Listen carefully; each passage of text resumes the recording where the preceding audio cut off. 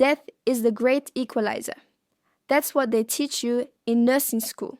They tell you that when the heart monitor flatlines, it doesn't matter if you are a king or a pauper. The silence sounds exactly the same. I've been a nurse for over 30 years. I've held the hands of homeless men who died with nothing but a faded photograph in their pockets.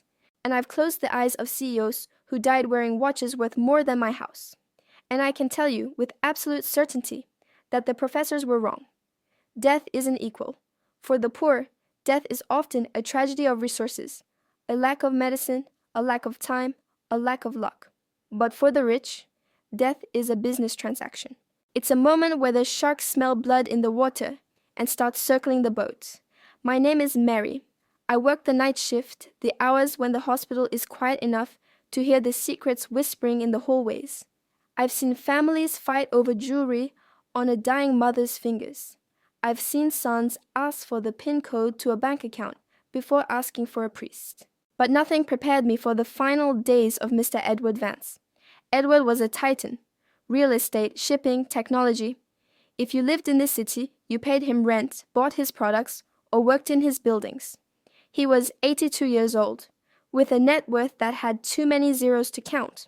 But when he was wheeled into my ward, bypassing the ER for the presidential suite on the 12th floor, he looked small, frail, and he was alone. Well, not entirely alone.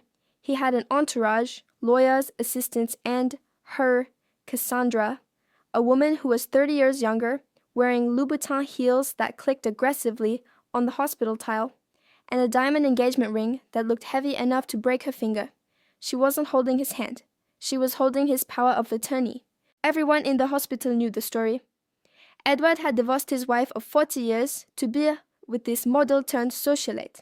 His children had stopped speaking to him. His friends had drifted away. He had isolated himself in a tower of gold, with Cassandra as the gatekeeper. But on his last night, as the storm clouds gathered over the city, and the monitors began their slow rhythmic decline, Edward woke up.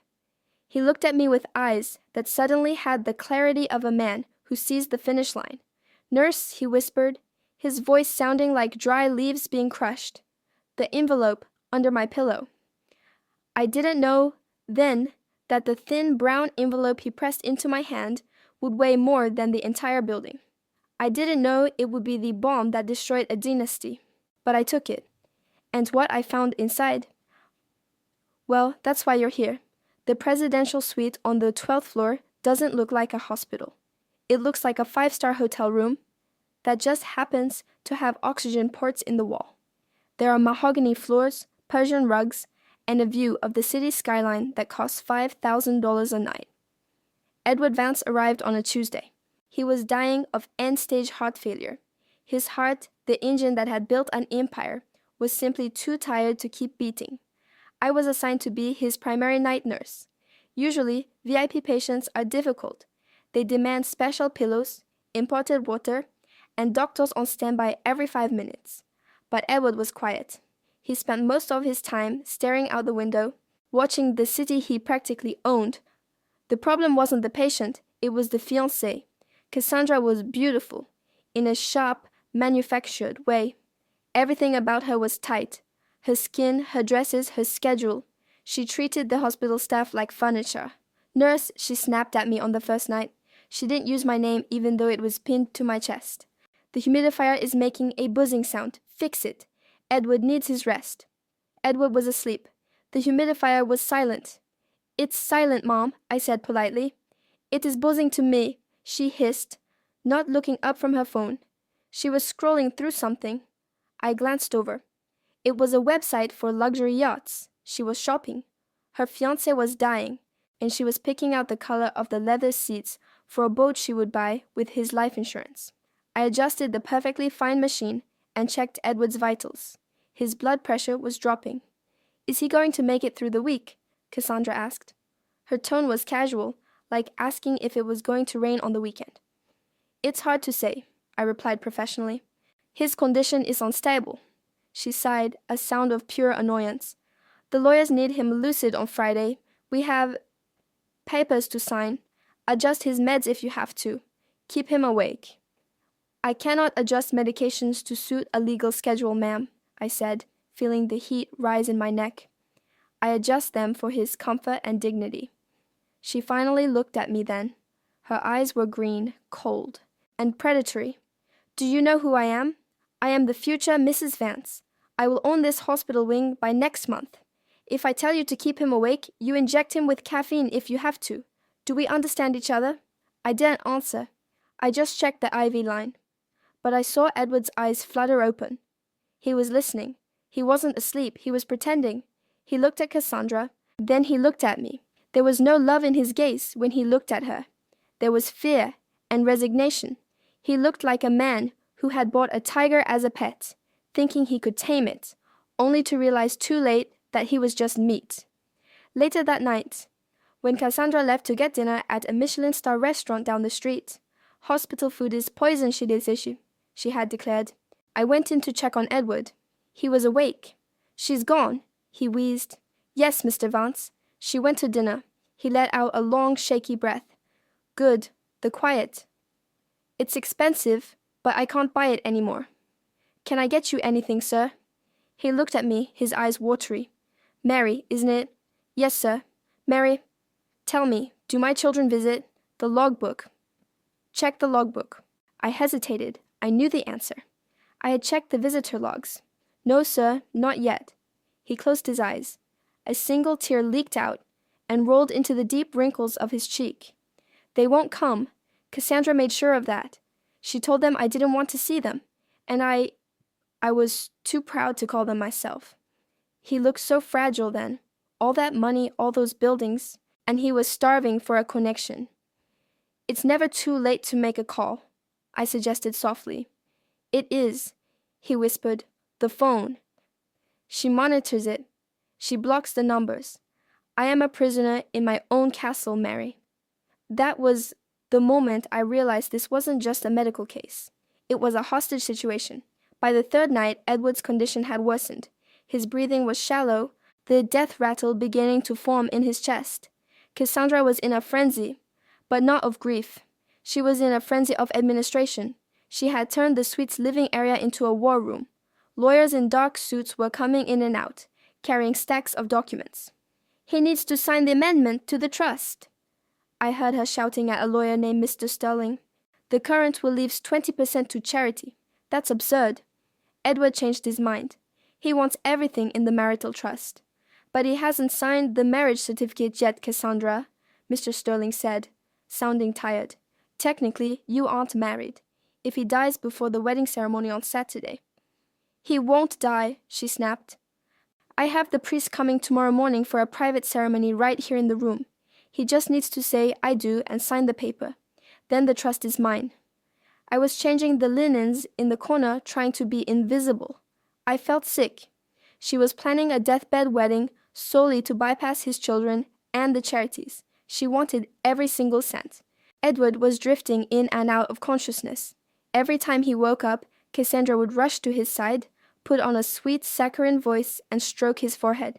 Eddie, darling, she would coo, stay with me. Just a few more days. We have our big day tomorrow. Think of the honeymoon. As soon as his eyes closed, the smile dropped like a mask falling off. She would wipe her hand on her dress, as if touching him disgusted her. He smells like decay, she muttered to her assistant one afternoon. Spray some more perfume in here. I walked over to the bed to administer his morphine. Edward grabbed my wrist. His grip was surprisingly strong for a dying man. Water, he croaked. I held the cup to his lips. He drank greedily. Mary, he whispered, so low the lawyers couldn't hear. Is she looking? I glanced back. Cassandra was arguing about the price of catering for the funeral reception. No, sir, she's busy. I need to see Leo, he said. Leo? I asked. Who is Leo? Is he your son?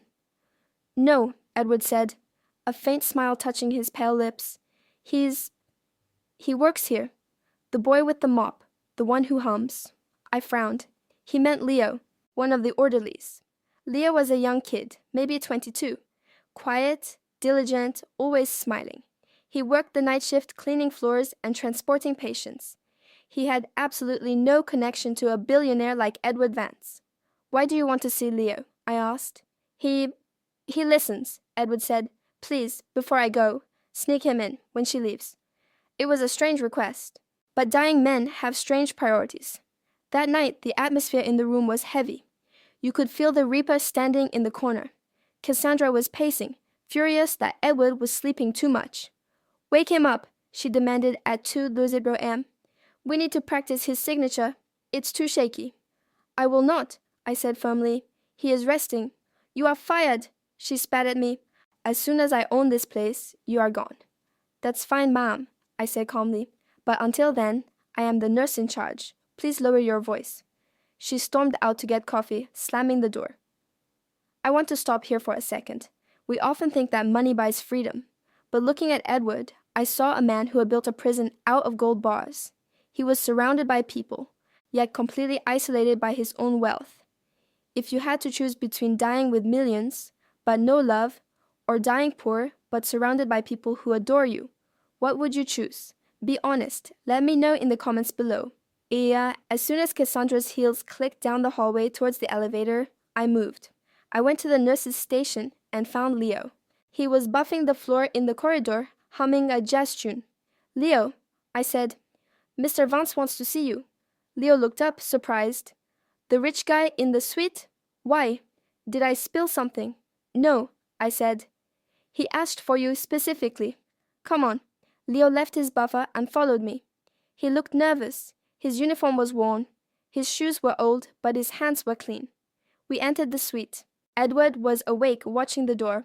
When he saw Leo, his face softened. Hey, Mr. Edward, Leo said, walking over to the bed naturally.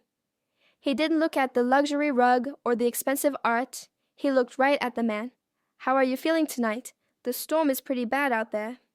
It's loud, Edward whispered. Leo, sit. Leo sat on the edge of the chair Cassandra refused to sit in because it was too low. Did you finish that book? Edward asked. I was stunned. They had a relationship. Yeah, Leo smiled, reaching into his scrub pocket and pulling out a battered paperback. The Old Man and the Sea. You were right. He didn't catch the fish for the money. He caught it for the pride. Edward nodded weakly. Pride. Pride is a dangerous thing, Leo. It keeps you warm, but it burns your house down. I watched from the corner, fascinated. Here was the wealthiest man in the city, ignoring his high-priced lawyers, discussing Hemingway with a janitor. I have something for you, Edward said. He tried to reach for the nightstand, but his arm was too weak. The drawer. Leo opened the drawer. Inside was a gold watch, a Patek Philippe, vintage. It was worth more than Leo would make in 10 years. Mr. Edward, I can't, Leo said, backing away. That's too much. Take it, Edward insisted, not for the value, but because you were the only one who didn't ask for it. Every person who walked through that door this week asked me for something. My signature, my money, my connections. You just asked me how I was feeling. Leo took the watch, his hands trembling. Thank you, sir. I'll take good care of it. I know you will, Edward said. Now go, before she comes back. Leo stood up, squeezed Edward's hand gently, and left. He's a good boy, Edward murmured as the door closed. He reminds me of myself. Before the money ruined me. Then Edward's face changed. The softness vanished, replaced by a steely resolve. Mary, he said sharply, lock the door. Sir, lock it. I need 2 minutes, just you and me. I walked over and turned the lock.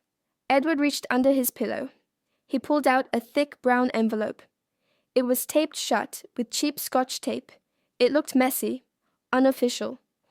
Take this, he commanded. I took the envelope. It felt heavy. What is this? I asked.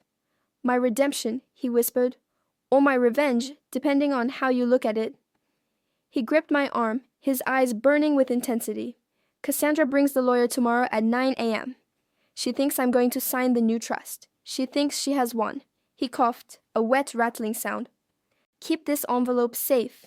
Do not put it in my file. Do not give it to the administration. Keep it on your person. Mr. Vance, I could get in trouble. You will get in trouble if you don't, he interrupted. Promise me, when the lawyer is here, when she starts making demands. You opened this not a second before. I promise, I said, tucking the envelope into the deep pocket of my scrubs. Good, he sighed, closing his eyes. Now unlock the door. The vulture is returning. I have to take a moment to thank you deeply for watching this story up to this point. Most people turn away when things get complicated, but you are still here. I appreciate every single one of you who supports this channel. But brace yourself, because that envelope in my pocket, it doesn't contain money. It contains a secret that had been buried for 20 years. The real twist is coming right now. Cassandra returned 5 minutes later with a latte and a mood. Why was the door locked? She demanded. I was helping Mr. Vance to the commode, I lied smoothly. Privacy. She wrinkled her nose. Fine. Just keep him alive until morning. She sat on the sofa and opened her laptop, ignoring the man gasping for air 5 feet away. The night dragged on. The storm raged outside, mirroring the chaos inside Edward's body. His organs were shutting down. The kidneys went first, then the lungs began to fill. At 4:00 a.m., Edward Vance died. It wasn't dramatic. There were no famous last words. He just exhaled and didn't inhale again. The monitor blared its flatline warning, that singular, piercing tone that cuts through everything. Cassandra looked up from her laptop. She didn't scream. She didn't cry. She looked at her watch. Damn it, she muttered. He didn't make it to the wedding. She stood up and walked to the bed. She looked at his body with pure frustration. You stubborn old fool, she whispered to the corpse. You couldn't hold on for 6 more hours? Then the performance started. She pressed the call button. When the doctor ran in, she threw herself across Edward's chest, sobbing loudly. Oh, Edward, my love, don't leave me, she wailed. It was Oscar-worthy. If I hadn't seen her check her watch 2 minutes ago, I might have believed it. I stood in the corner, feeling the envelope burning a hole in my pocket. Time of death. 4:12 a.m., the doctor announced. Call Mr. Sterling. Cassandra snapped, sitting up instantly, her tears drying miraculously fast. And call the funeral home, the expensive one, and get these nurses out of here. I need to secure his personal effects. We need to prepare the body, ma'am, I said. Don't touch anything, she shrieked. I need to find his watch, the Patek Philippe. It was on the nightstand. Where is it? She began tearing through the drawers. Where is the watch? In Ubara, she screamed at me. You stole it. I know you did. I did not steal anything, I said calmly. Mr. Vance gave it away. Gave it away? To whom? To a friend, I said. She looked like she was going to slap me. But then the door opened. Mr. Sterling, the lawyer, walked in. He looked disheveled, clearly woken up by the call. He's gone, Cassandra said, walking over to the lawyer. But we have the draft of the will from last week. The verbal agreement, he intended to sign it. We can contest the old one. Cassandra, it's difficult, Sterling began. He was not in his right mind, she yelled. The old will is void. I am his fiancée. I demand access to the accounts immediately to pay for. Arrangements. She was unraveling. The grid was spilling out like black oil. Actually, I said, stepping forward. My voice trembled slightly, but I held my ground. Mr. Vance left instructions. Cassandra spun around. You're just a nurse. Shut up. He gave me this, I said, pulling the brown envelope from my pocket. The room went silent. Even the air conditioning seemed to stop. Give that to me, Cassandra demanded, reaching out with her manicured claws. No, I said, pulling it back. He said to open it when the lawyer was present. Mr. Sterling, this is for you. I handed the envelope to the lawyer. Cassandra looked ready to kill me. Mr. Sterling took the envelope. He examined the tape.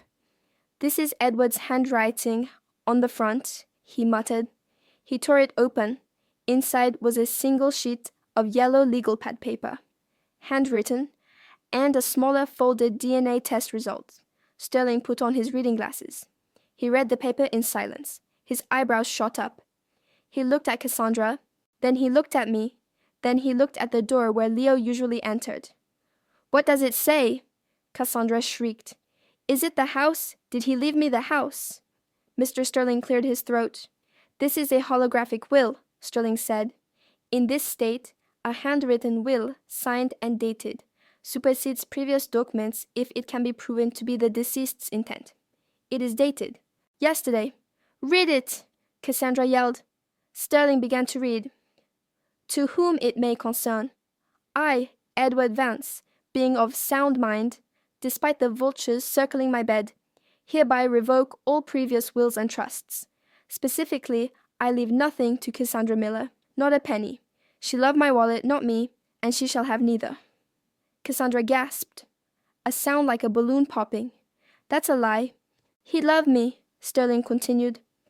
I have spent my life accumulating wealth and losing family. I cannot buy back the love of my children, and I do not blame them for hating me. But I have found one person who showed me kindness without knowing my name. One person who passed the test. Sterling paused. I leave my entire estate, including the Vance Corporation, the properties, and the liquid assets, to my biological grandson, whom I never acknowledged but have watched from afar. Cassandra froze. Grandson? Sterling read the name. Leonardo Leo Davis. The silence in the room was absolute. Leo, I whispered. The orderly? Leonardo Davis, Sterling confirmed, looking at the DNA paper attached. It seems Edward's estranged daughter had a son she never told him about. Edward found out years ago. He hired him at the hospital to watch him, to see what kind of man he was. The janitor, Cassandra screamed. It was a primal, ugly sound. He left billions to the janitor. He left it to his grandson, Sterling corrected, who happens to be a janitor. This is fraud. Cassandra lunged for the paper. That old senile bastard. I spent 3 years with him. 3 years of listening to his stories and enduring his smell. I earned that money. Security, the real security, burst into the room. They had heard the screaming. Ma'am, you need to calm down, Yibuya, the guard said. I will not calm down. She was throwing things now. The vase of flowers, the water pitcher. I am the victim here. Actually, Sterling said, his voice cold. The letter continues. If Cassandra Miller contests this will, please release the audio recordings from the security cameras in the suite, which I had installed last month without her knowledge. They capture her abuse, her coercion, and her admission that she was poisoning my tea to speed up the process. Cassandra stopped mid-throw. The color drained from her face so fast, she looked like the corpse on the bed. Poisoning, I gasped. He knew, Sterling said, looking at the letter. He knew everything. Cassandra looked at the lawyer, then at the security guards, and finally at me. She realized the game was over. The golden cage had slammed shut, but she was on the outside. She didn't say another word. She grabbed her purse and ran. She ran out of the suite, down the hall, and out of the hospital. We later learned she fled the country before the police could arrest her for attempted murder. I went to find Leo. He was in the break room, eating a sandwich, wearing the Patek Philippe watch. Leo, I said, Mr. Sterling needs to see you. Did I do something wrong? He asked, looking worried. No, honey, I smiled, tears filling my eyes. You did everything right. Leo inherited everything. The first thing he did? He didn't buy a yacht. He didn't buy a mansion. He bought the hospital a new MRI wing. He set up a fund for nurses' pensions. And he reconciled with his mother, Edward's daughter, bringing the family back together. Edward Vance died alone, but he was buried with a crowd of people. Not business partners, but the staff of the hospital, the cleaners, the nurses, the cafeteria workers. Leo made sure of that. As for me, I'm still working the night shift. I don't need the money, but I need the stories. And every time I walk past the presidential suite, I think of that brown envelope. I think about how the heaviest things in life aren't gold bars or diamond rings. They are secrets. And sometimes, just sometimes, the good guys win. Outro. And that creates a bond between us, doesn't it? You and I, we are the watchers now. If this story gave you the chills, or if you felt that sweet satisfaction of justice being served, do me a favor. Hit that like button. It helps us expose more truths. What would you have done if you were in my shoes? Would you have opened the envelope sooner? Tell me in the comments. Share this video with someone who needs to be reminded that karma is real. And if you want to join me for more shifts, more secrets, and more justice from the graveyard shift, subscribe to the channel and turn on notifications. The hospital never sleeps, and neither do the stories. I'll see you in the next video. Be safe out there. It est late.